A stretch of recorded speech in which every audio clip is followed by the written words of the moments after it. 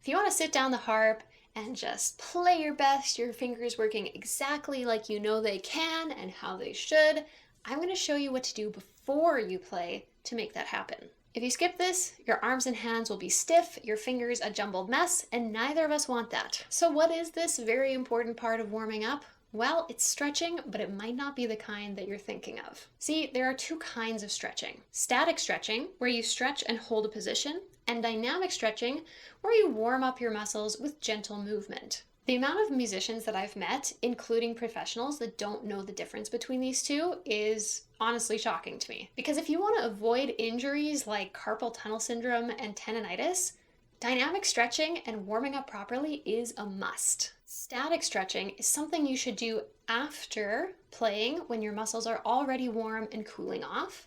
And dynamic stretching is the one you want to do before you play to warm up the muscles and get them ready to go. So as I said, dynamic stretching is engaging the body in gentle movement to increase blood flow to a particular area. Why is that important? Well, your muscles need fuel, aka blood, to do work.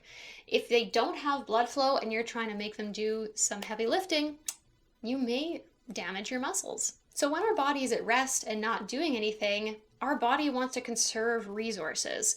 So, if you're not running a marathon, we're not going to send a whole bunch of extra blood to your feet and your legs and your lungs to make that happen. If you're just sitting on the couch, there's going to be kind of the minimum blood flow that your body can get away with. And when you go straight from rest to strenuous work, your muscles don't have the fuel they need. They're going to be stiff, they're not going to move as well, and they may get hurt. By doing some gentle movement, you're signaling to your body, hey, we're going to be doing some stuff over here. We need some blood flow. We need some fuel, so then your muscles are going to be warm. They're going to have the blood flow they need.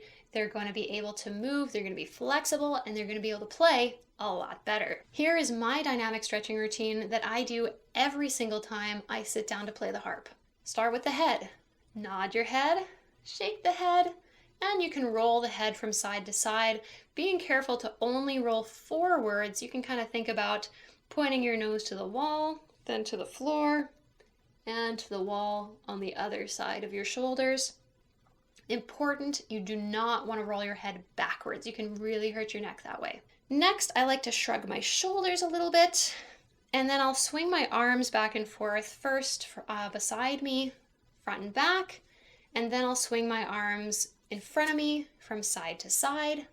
Then I like to do some arm circles. I like to start small and gradually make the motion bigger. I'll go forwards first and then backwards. Then I like to do this one where I kind of bend my elbows and sort of wrap my arms around my front and then bring my elbows around back again. Then I want to warm up my torso. I'm going to bend from side to side.